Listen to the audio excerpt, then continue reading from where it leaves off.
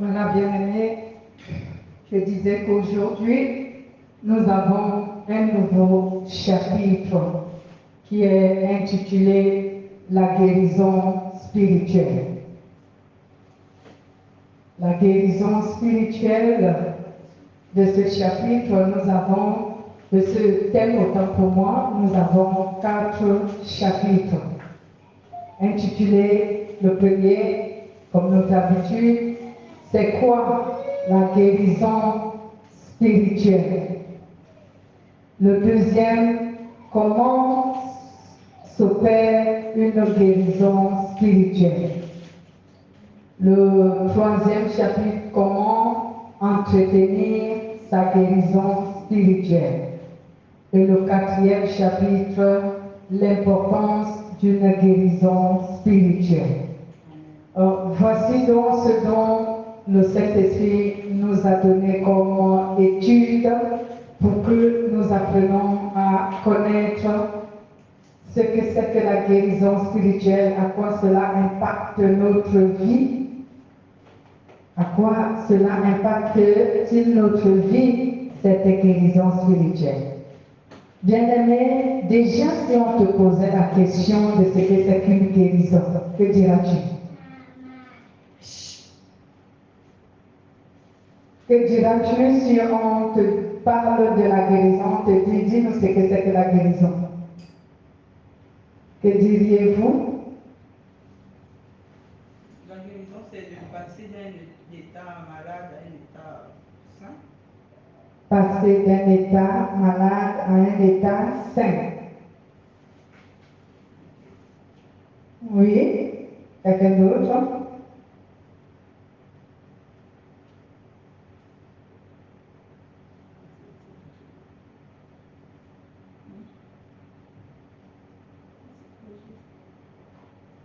Comment? C'est pareil? C'est pareil. C'est pareil. Ok. Voici donc ce que le Saint-Esprit nous enseigne sur le premier chapitre. C'est quoi la guérison spirituelle? Bon, parlons d'abord de la guérison simple, ordinaire. La guérison est une éradication complète des symptômes d'une maladie et le rétablissement de la santé de notre corps, de notre âme, de notre psychique. Cela veut dire de tout ce qui touche à notre esprit et notre pensée. Tout ce qui touche notre esprit ou encore notre pensée. C'est ainsi que le Saint-Esprit nous donne la définition de ce que c'est que la guérison.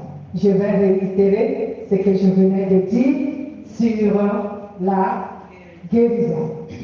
La guérison est une éradication complète des symptômes d'une maladie et le rétablissement de la santé de notre corps, de notre âme, de notre psychique. Cela veut dire de notre pensée ou de notre esprit. Donc tout ce qui touche la pensée, tout ce qui touche l'esprit est psychique.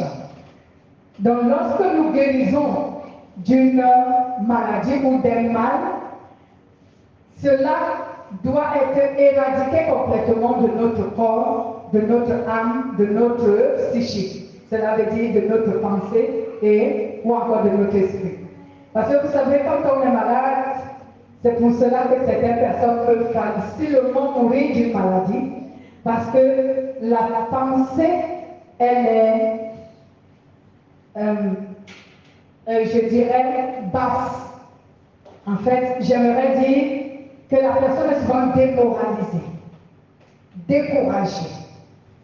Ça marche, ça se manifeste à travers la pensée, le découragement, le démoralisement. Tu es démoralisé, tu es vraiment abattu. Et rien qu'avec ça, cela peut aggraver la maladie. Vous savez, le moral, qui est l'esprit, est très important lorsque tu as des problèmes. Lorsque tu as des problèmes, il faut que ton moral reste haut. Il ne faut pas que tu sois abattu. Si ton moral est bas, tu vas sombrer dans cette situation. Et la maladie aussi a besoin que notre moral tienne haut, ferme, solide, qu'on reste solide. Donc, pour guérir des mal, quand je dis un mal, je parle soit d'une maladie ou d'une situation compliquée ou difficile, parce que c'est à travers tout cela que les maladies commencent. Assieds-toi et tu t'étais. Hé! Marc-Antoine. Assieds-toi.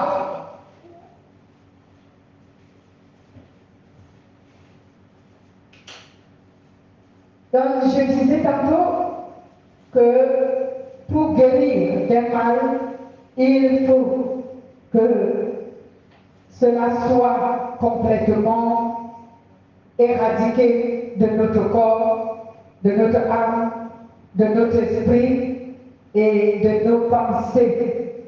C'est pour cela que le Saint-Esprit nous a donné notre thème, la guérison spirituelle, afin qu'on comprenne ce que c'est qu'une guérison, comment la rechercher, si nous l'obtenons, comment l'entretenir, comment demeurer dans cette guérison.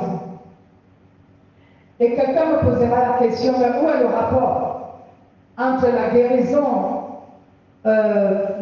ordinaire et la guérison spirituelle? Il faut que vous sachiez que toute personne malade est malade spirituellement. Donc si tu n'as pas une guérison spirituelle, tu ne peux même pas avoir une guérison physique, une guérison ordinaire.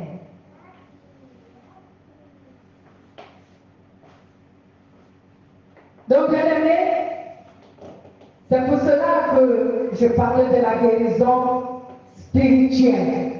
Il faut que l'on sache que pour qu'il ait une meilleure santé, une bonne guérison de tous symptômes du mal ou de la maladie ou de la souffrance, il faut d'abord qu'il ait ce qu'on appelle la guérison spirituelle. Si je peux encore te parler dans un autre terme, la santé spirituelle.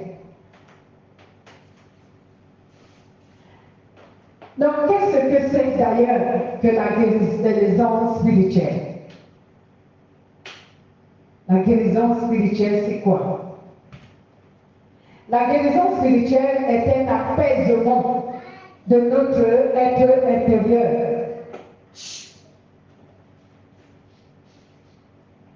C'est un apaisement de notre être intérieur.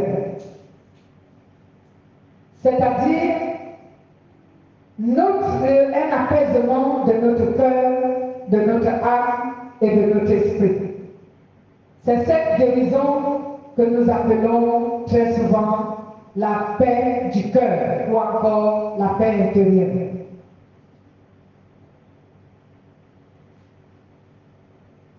Je vais réitérer pour ceux qui écrivent et qui vont plus vite. La guérison spirituelle est un apaisement de notre être intérieur. Cela veut dire un apaisement de notre cœur, de notre âme et de notre esprit. Et vulgairement, c'est cette guérison que nous appelons la paix intérieure ou encore la paix du cœur. On a souvent l'habitude de dire j'ai la paix du cœur. Et certains ne comprennent pas le sens de ce qu'on appelle la paix du cœur. Certains ne comprennent pas le sens de ce qu'on appelle la paix intérieure. Ils le disent pour dire, mais si tu lui dis, explique-moi ce que c'est que la paix intérieure, la paix du cœur, il ne va pas savoir te l'expliquer. Amen. Parce qu'il ne connaît même pas le sens de ce qu'il est en train de dire. Alléluia. Je dirais même encore que certains sont même ignorants. Lorsqu'ils gagnent une bénédiction matérielle, ils associent cela à la paix du cœur. Bien, les biens matériels ne peuvent pas donner la paix du cœur. Alléluia. Tu peux gagner tous les biens du monde, mais tu n'auras jamais la paix du cœur. Alléluia. Tu n'auras pas la paix intérieure, parce que ton être intérieur n'est pas en bonne santé. Mais je ne dirais pas que avoir les biens matériels ne concourt pas à la paix intérieure. Je ne dirais pas cela. Parce que c'est vrai, les biens matériels peuvent concourir à la paix intérieure, à la guérison spirituelle. Mais ce n'est pas ce qui donne la guérison spirituelle. Est-ce que vous comprenez? Ce n'est pas ce qui donne la guérison spirituelle. Ce n'est même pas ce qui assure la paix intérieure ou la paix du cœur. Ne confondons donc pas souvent les termes. Cette paix intérieure, bien-aimée, appelée la guérison spirituelle, est une assurance que le Saint-Esprit accorde à ceux qui sont en relation avec lui par leur foi et par leur sainteté. Écoutez donc maintenant, dans ce que nous appelons la guérison spirituelle et que j'ai expliqué ici en disant que c'est ce que nous appelons souvent la paix intérieure, la paix du cœur. C'est une assurance que le Saint-Esprit émet dans le cœur de celui qui est en relation avec lui. Et comment est-ce qu'on est en relation avec le Saint-Esprit? Nous sommes en relation avec le Saint-Esprit par notre foi en Jésus-Christ et par notre sainteté que nous pratiquons et que nous vivons. C'est ce qui crée notre relation avec le Saint-Esprit. Et quelqu'un me dira, maintenant si je dois dire je suis en relation avec Dieu, comment cela s'explique? Écoutez bien la nuance des deux choses. Être en relation avec Dieu, c'est recevoir son esprit. Quand tu es en relation avec Dieu, c'est que tu as reçu l'esprit de Dieu. Mais pour être en relation avec l'esprit de Dieu, il faut que tu aies la foi en Jésus et la sainteté. C'est ce qui entretient ta relation avec le Saint-Esprit. C'est ce qui te garde en relation avec le Saint-Esprit. Est-ce que vous avez écouté la nuance? Amen. Je vais recommencer. Parce que souvent, il y a nuance et incompréhension lorsque les chrétiens écoutent la parole. La relation, je suis en relation avec Dieu. Qu'est-ce que cela veut dire? Pour que je sache vraiment que je suis en relation avec Dieu, c'est lorsque j'ai l'Esprit de Dieu en moi. L'Esprit de Dieu, c'est le Saint-Esprit. Donc si le Saint-Esprit habite en moi, c'est que je suis en relation avec Dieu. Parce que c'est l'Esprit de Dieu qu'il a accordé aux hommes pour que cet Esprit mette les hommes en relation avec lui. Amen. Donc, lorsque je dirais, je suis en relation avec Dieu, j'ai une relation avec Dieu, je vis une relation avec Dieu, j'aimerais dire que j'ai l'Esprit de Dieu en moi et l'Esprit de Dieu qui est en moi entretient ma relation avec Dieu, c'est-à-dire avec lui-même. Mais maintenant, lorsque je dis que je suis en relation avec l'Esprit de Dieu, j'aimerais dire quoi? J'aimerais dire que j'entretiens la foi en Jésus-Christ par ma sainteté. Donc, à cause de ma sainteté et de ma foi, ma relation avec le Saint-Esprit est bonne. Ma relation avec Dieu est bonne. Alléluia. J'aimerais encore dire que pour entretenir donc sa relation avec Dieu, avec l'Esprit de Dieu qui habite en nous, il faut que nous gardons la foi et que nous vivons la sainteté. c'est ce qui garde et entretient notre relation avec Dieu, c'est-à-dire avec l'Esprit de Dieu qui habite en nous. Amen. Donc, le Saint-Esprit assure donc la sécurité de ceux qui sont en relation avec lui, afin que un lien de mal affecte leur santé spirituelle, c'est-à-dire afin qu'un lien, aucun mal n'affecte sa relation avec lui. Cela veut dire, j'aimerais dire, afin qu'aucun mal n'affecte la relation que le croyant a avec le Saint-Esprit. Donc c'est pour cela que le Saint-Esprit assure la sécurité de ceux qui sont en relation avec lui. Je vais vous parler de manière naturelle. Lorsque quelqu'un est en relation avec vous, j'aimerais dire, lorsque vous avez une bonne relation avec quelqu'un, n'est-ce pas, vous voulez souvent entretenir cette relation pour qu'elle dure longtemps, n'est-ce pas?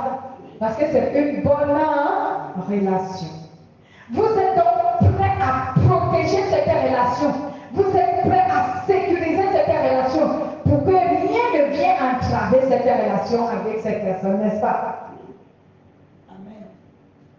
Voilà. Est-ce que vous croyez que le Saint-Esprit, lui, il est insensible? C'est d'ailleurs un esprit très sensible.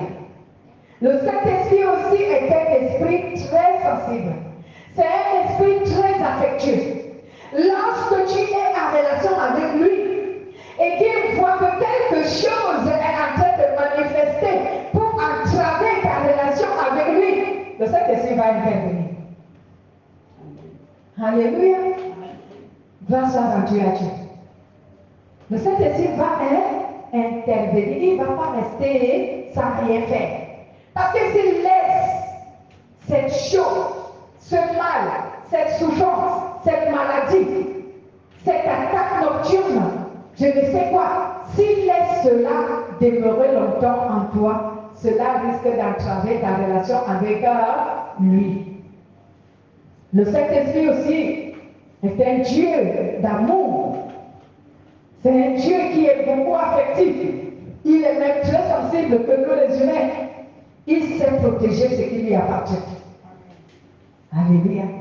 Il sait protéger ce qui est à lui. Lisons d'abord quelques versets bibliques, quelques références qui vont nous permettre de comprendre ce que je dis, surtout d'attester que ce que je dis est vrai. Ésaïe chapitre 2, non, chapitre 500, pardon, chapitre 26, je veux dire, verset 3. Ésaïe, chapitre 26, verset 3, et le livre de Psaume 23, chapitre 23, au verset 2. Allons-y donc, bien-aimés. Cherchons Ésaïe 26. J'ai lu la parole de Dieu. Allez-y. J'ai lu la parole de Dieu dans le livre d'Ésaïe, chapitre 26, verset 3. Il dit, à celui qui est ferme dans ses sentiments, tu assures la paix. La paix parce qu'il se confie en toi. Amen. Amen. Je vais lire mes trois versions que j'ai ici. Français courant, Parole de vie et la Bible de la colonne. Il est écrit, Français courant. D'une ferme intention, toi Seigneur, tu le gardes en paix car il te fait confiance. Parole de vie nous dit, Il ne se laisse troubler par rien. Seigneur, tu lui donnes une paix sûre parce qu'il a confiance en toi. La colonne.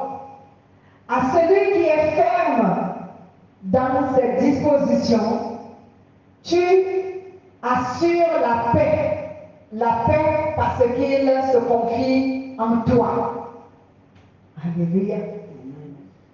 Comme je disais tantôt, le Saint-Esprit assure la sécurité de ceux qui sont en relation avec lui.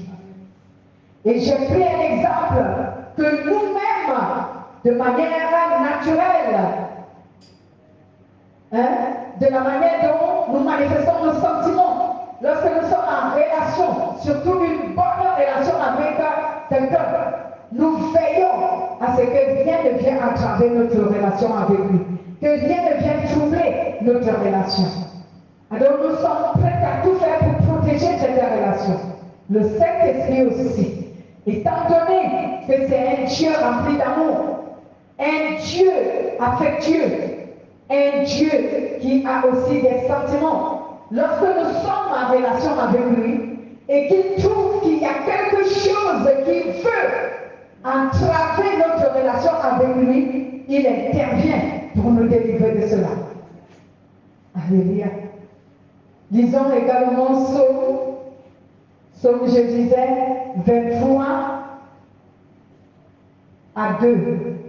Le livre de Somme, les Sommes. Si quelqu'un voit le livre des Sommes, la référence, tu peux lire.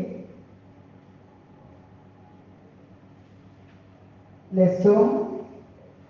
Lis la parole de Dieu dans Psaume 23, verset 2, qui dit: Il me fait reposer dans le vert pâturage. Il me dirige près des eaux paisibles. Exact. On a même l'habitude de chanter souvent ce cantique, n'est-ce pas? Amen. Il me met au repos sur de verts pâturages. Il me conduit au calme près de l'eau. Ici, c'était le français courant. Version Parole de vie nous dit: il me fait reposer des champs, des herbes vertes. Il me conduit au calme près de l'eau. Et la colombe nous dit: il me fait reposer dans de verts pâturages.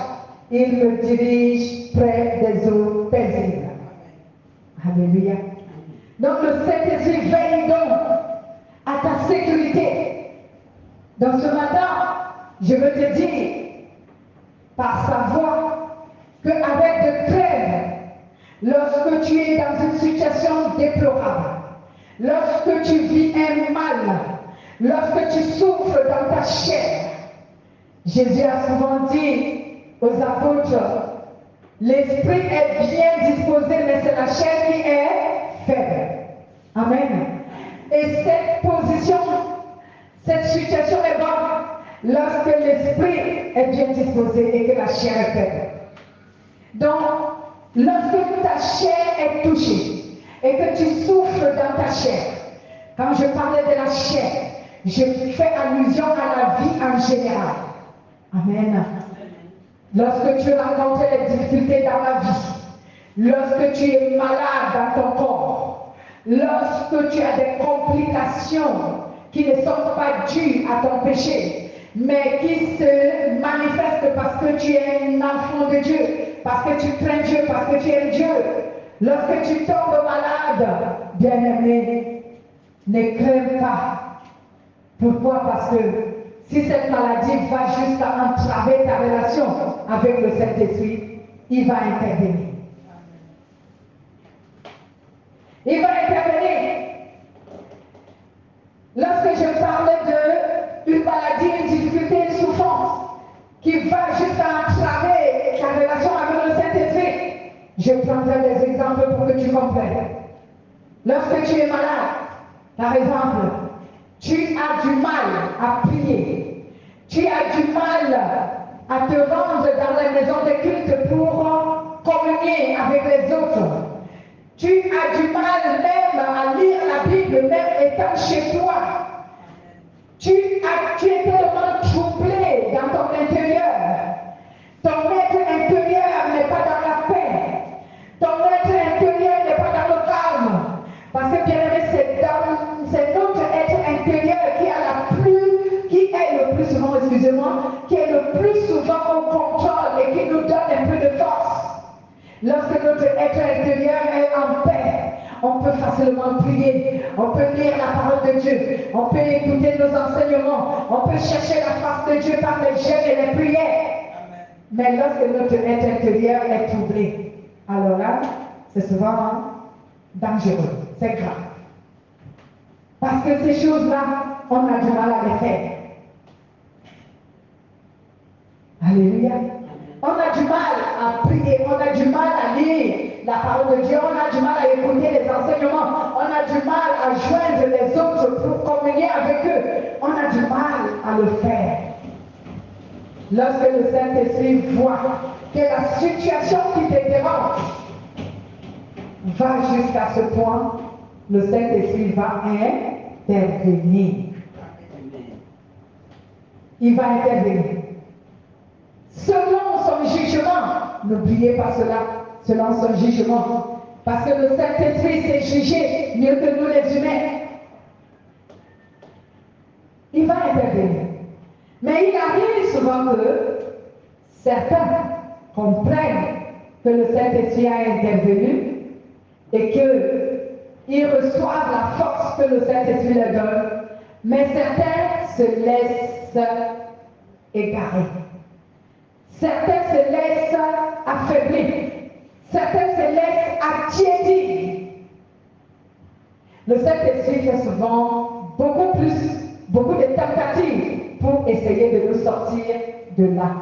Mais souvent, certains ne lui donnent pas. En fait, certains ne le laissent pas les aider. C'est pourquoi vous voyez certains chrétiens ou certaines personnes sont toujours malades spirituellement. Ils n'ont pas la guérison spirituelle. Parce qu'ils ne permettent pas au Saint-Esprit de les sortir de la situation où ils sont. Je continue à dire que quand je parlais de la guérison spirituelle, cela fait allusion à la maladie spirituelle. Au mal, c'est qu'à notre être intérieur qui n'est pas en paix, qui est troublé. Donc cela peut être une maladie vraiment ordinaire, que tu souffres dans ta chair, tu es malade. Cela peut être une difficulté, cela peut être des complications de la vie, cela peut être les attaques nocturnes des démons et des personnes diaboliques, ainsi de suite. Mais quand tu traverses cette situation, le Saint-Esprit peut te guérir. Il peut intervenir. C'est cela, la guérison spirituelle.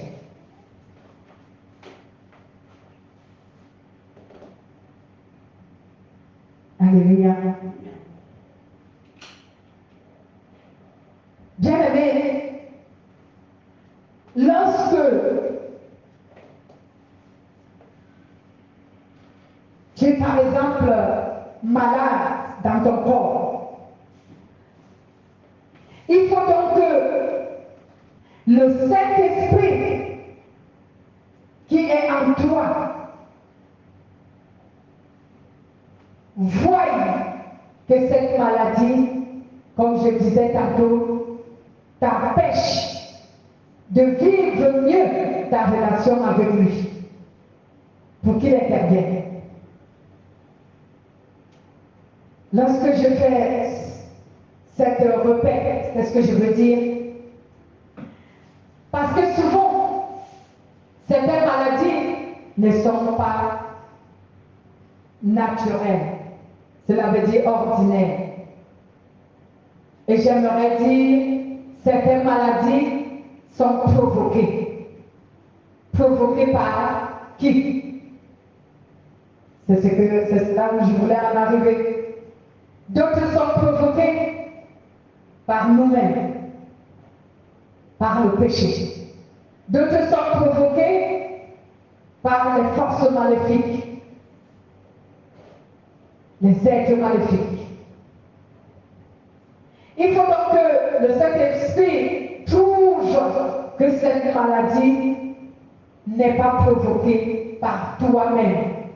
Parce que cette maladie est provoquée par le péché.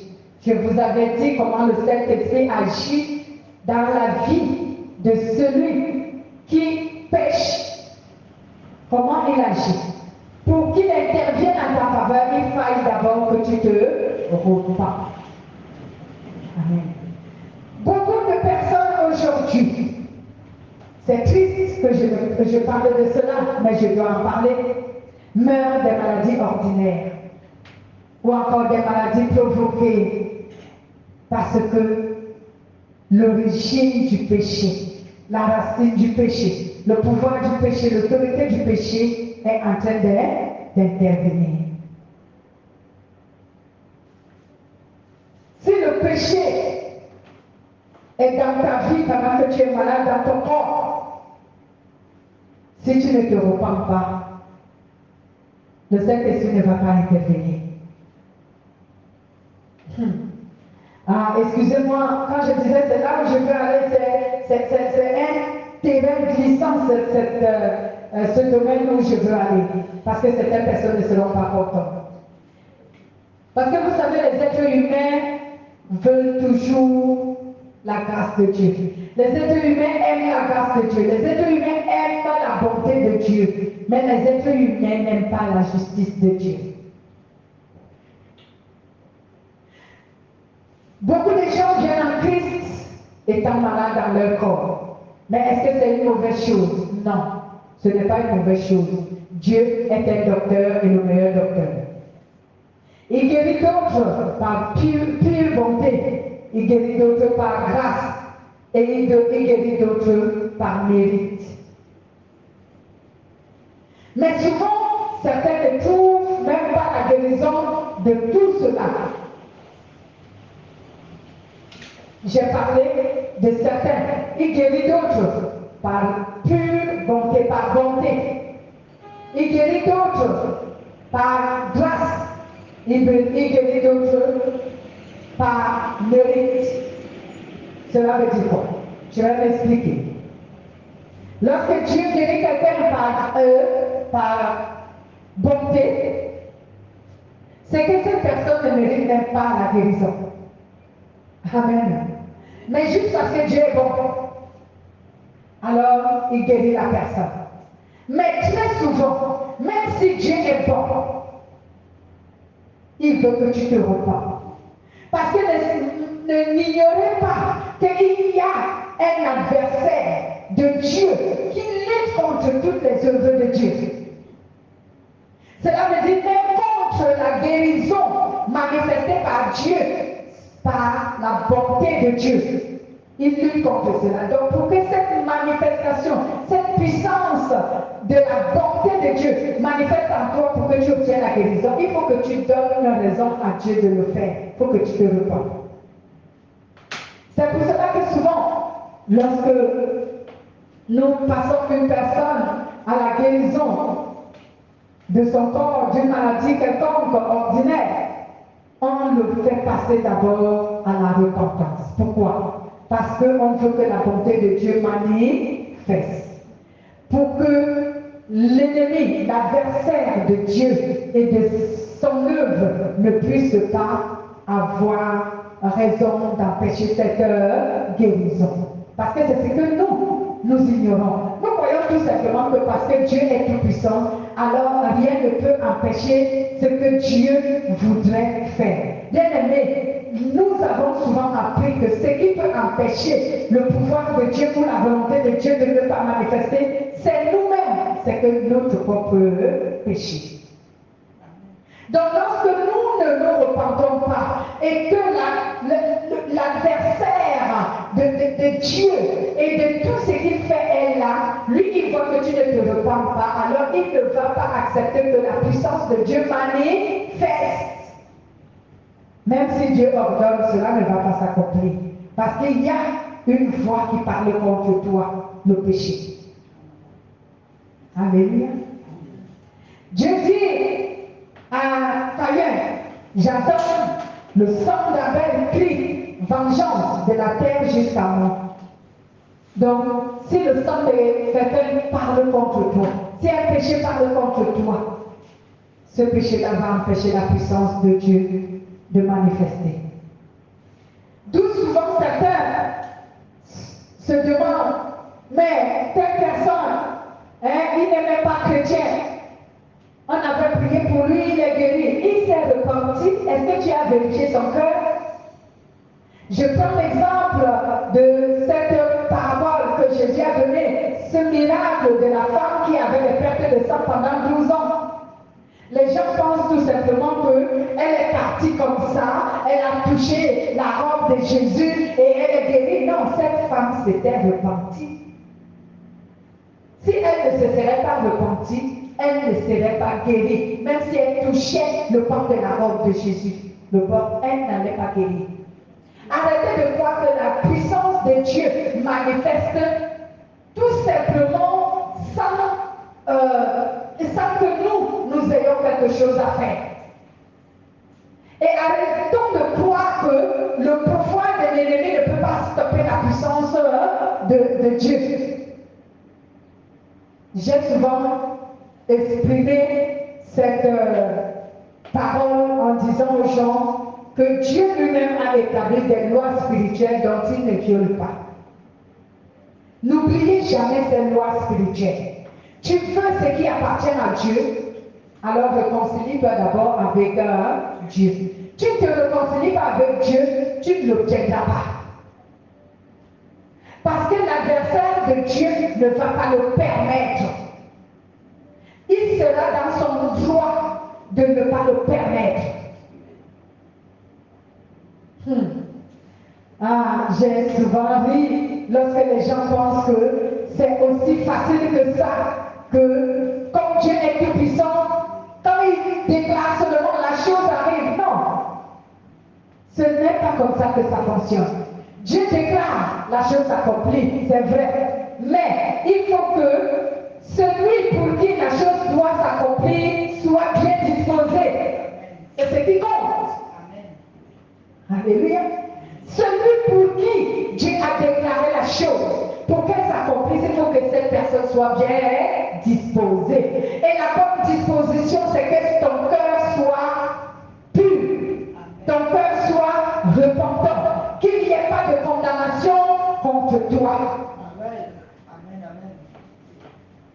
Voici donc pourquoi vous pouvez voir que lors d'une réunion de prière, on est en train de pleurer Dieu, de manifester la guérison. Certaines guérissent, certaines ne guérissent pas. Alléluia. Certaines guérissent, certaines ne guérissent pas. Pourquoi? Parce que d'autres gardent leur cœur dans l'impureté. Et ils se disent tout simplement que comme Dieu est puissant, quand il va seulement déclarer, ça va s'accomplir. Non, ton péché va empêcher l'accomplissement de la puissance de Dieu. Alléluia. Voici l'exemple. Autrefois, avant que le Saint-Esprit ne vienne habiter les hommes, il était dit qu'il y avait une piscine où les gens devaient entrer pour guérir. À chaque fois que l'ange venait secouer les eaux, il fallait que tu entres en premier pour que tu sois guéri. Quel est le symbole de cette histoire? L'ange venait troubler, secouer les eaux. Cela veut dire que le Saint-Esprit se mettait en mouvement pour celui qui est disposé. Alors celui qui avait le cœur pur et qui entrait dans les eaux, il guérissait. Entrer dans les eaux, c'est entrer dans la présence de Dieu. Entrer dans les eaux, c'est entrer dans la volonté volonté de Dieu. Entrer dans les eaux, c'est vivre dans la sainteté. Entrer dans les eaux, c'est avoir une relation avec Dieu. C'est ce que cela symbolise. Alléluia. Mais les gens pensent tout simplement que c'était juste une piscine, tu venais, tu tombais, dès que l'ange faisait les eaux, tu tombais en premier et tu guérissais. Ils ne comprennent pas que Jésus parlait en parabole. Les eaux, c'est la parole de Dieu. L'ange, c'est l'Esprit de Dieu. Dans les deux, il faut que tu sois en harmonie avec le Saint-Esprit. Il faut que tu aies une relation avec le Saint-Esprit. Ou encore, il faut que tu te repentes si tu n'as pas encore une relation avec le Saint-Esprit. Repends-toi. Et la puissance de Dieu va manifester en ta faveur. Tu vas guérir de ta maladie. Voilà certains qui étaient là, qui ne guérissaient pas. Je porte l'exemple de ce monsieur qui était resté là, où on parlait de combien d'années. Quand Jésus est venu, il l'a trouvé là. Jésus lui a demandé, veux-tu guérir? Il a dit, il n'a même pas reconnu Jésus. Il a dit, ça fait longtemps que je suis là. Quand l'ange vient troubler les eaux, je n'ai personne pour me balancer à la piscine. Tu n'as personne. Ne pouvais-tu pas te pousser juste à faire des efforts, aller te poser à côté de la piscine? Hein? Les efforts là, c'est quoi? Les efforts, c'est ta relation avec Jésus. C'est la foi que tu as avec Jésus. C'est ta sainteté. Hein? Que tu as avec Jésus. C'est cela. Cet homme ne faisait aucun effort. Mais par la grâce de Dieu, ce jour, vous savez ce qui s'est passé. Il s'est surpassé. Parce qu'en fait, Jésus n'est pas venu vers lui pour rien. Il a crié, il a appelé. Il a appelé. Il a dit, Jésus, fils de David, viens me sauver. Amen. Mais avant, est-ce qu'il faisait ça? C'est pour ça qu'il est resté là pendant longtemps, pendant des années, sans guérir. Parce qu'il me disait, est-ce qu'il avait dit à quelqu'un, pardon, mets-moi à côté de la piscine, dès que l'ange arrive, je vais tomber dans l'eau. Il n'a rien dit, il est resté là. Mais ce jour, il a fait des efforts. Il s'est surpassé ce jour-là. Bien-aimé, quel effort tu fais pour que le Saint-Esprit te guérisse spirituellement? Comment te surpasses-tu pour que le Saint-Esprit te guérisse? Pour que le Saint-Esprit intervienne dans ta vie? Comment te surpasses-tu? Il y a les gens qui dorment et qui disent, je vais prier pour moi. Ah bon? Tout le monde a des problèmes. Qui va laisser ces problèmes pour prier pour toi? Hein? Ils dorment chez eux, hein? Ils sont tranquilles. Mais priez pour moi. Vraiment, j'ai trop de problèmes. Il dort, il ronfle. Elle dort, elle ronfle. Elle ne prie pas. Les autres partent communier avec Dieu. Ils ne partent pas communier. Il va communier autant pour moi avec les frères et sœurs le dimanche comme ça. Lui, il est chez lui, elle est chez elle. Les autres s'efforcent à faire la volonté de Dieu, à se repentir de leurs péchés. Non, eux, ils cachent leurs péchés. Ils voient leurs péchés et ils se disent, personne ne voit. Et ils sont là tous les jours, prier pour moi. Vous allez demeurer dans vos problèmes à vie.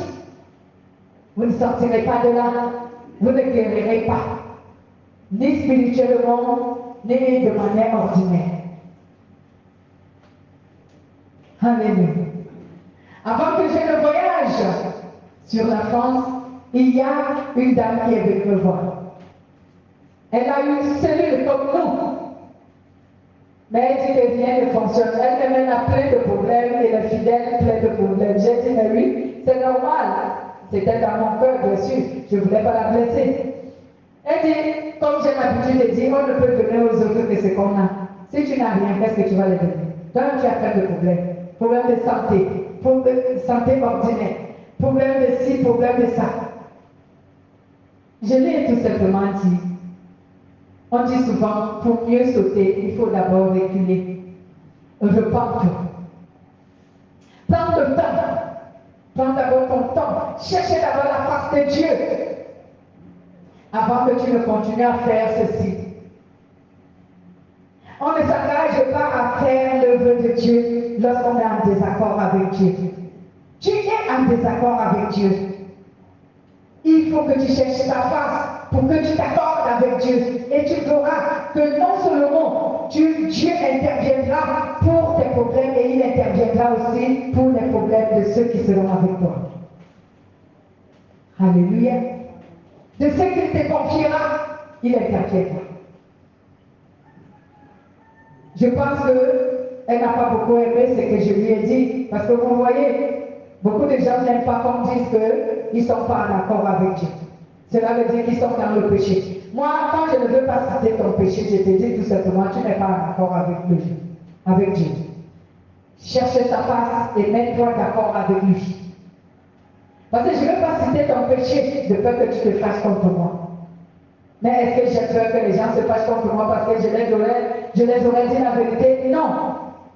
Je veux seulement dire que je ne veux pas que tu penses que moi je te regarde de haut et que moi je suis supérieur à toi. Non. Parce que c'est souvent que les gens interprètent mal les choses. Quand tu leur dis voici ton péché, il va parler que toi tu penses que tu es supérieur, que toi tu es au-dessus de lui, que toi tu n'as pas de péché. C'est comme ça que beaucoup de gens raisonnent et ils se font bloquer pour rien. Je pense que ce jour, elle n'a pas été d'accord. Que je lui dise que tu n'es pas en accord avec Dieu, cherche la face de Dieu. Elle est partie. Bon, après moi, j'ai voyagé. Donc, je ne sais pas. Depuis mon retour, je ne l'ai pas vu. Donc, bien aimé, la guérison spirituelle, ici, consiste à ce que Dieu guérisse, je veux dire le Saint-Esprit, guérisse ton être intérieur. Pour que ton être intérieur ne soit plus troublé. Pour que ton être intérieur ait la paix, l'assurance. Disons les dernières références. Psaume 34, on lit le verset, à partir du verset 8 au verset 20. On va lire aussi Romains chapitre 8, verset 34 à 39. Commençons au livre de Psaume.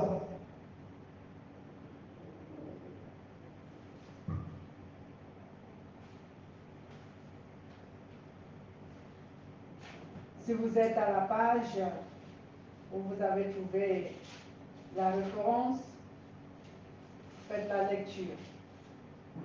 Moi, comme je suis sur mon ordinateur, je cherche encore. Psaume. Psaume, verset 34. C'est pas le verset 8. C'est Romain qui est le verset 8. Psaume 34.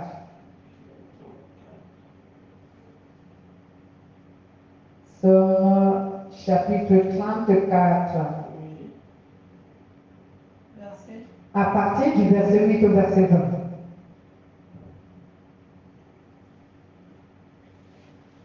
Je lis la parole de Dieu dans le psaume 34, verset 8 et 20, jusqu'à 20. L'ange de l'Éternel campe autour de ceux qui le craignent, et il les arrache au danger. Sentez et voyez combien l'Éternel est bon. Heureux l'homme qui cherche en lui son refuge. Craignez l'Éternel, vous ses saints, car rien ne manque à ceux qui le craignent. Les lionceaux éprouvent la disette et la faim, mais ceux qui cherchent l'Éternel ne sont privés d'aucun bien. Venez, mes fils, écoutez-moi. Je vous enseignerai la crainte de l'Éternel. Quel est l'homme qui aime la vie, qui désire la prolonger pour jouir du bonheur? Préserve ta langue du mal et tes lèvres des paroles trompeuses. Éloigne-toi du mal et fais le bien. Recherche et poursuis la paix. Les yeux de l'Éternel sont sur les justes et ses oreilles sont attentives à leurs cris. L'Éternel tourne sa face contre les méchants pour retrancher de la terre leurs souvenirs. Quand les justes crient, l'Éternel attend et il les délivre de toutes leurs détresses. L'Éternel est près de ceux qui ont le cœur brisé, et il sauve ceux qui ont l'esprit dans l'abattement. Le malheur atteint souvent le juste, mais l'Éternel l'en délivre toujours. Amen. Amen.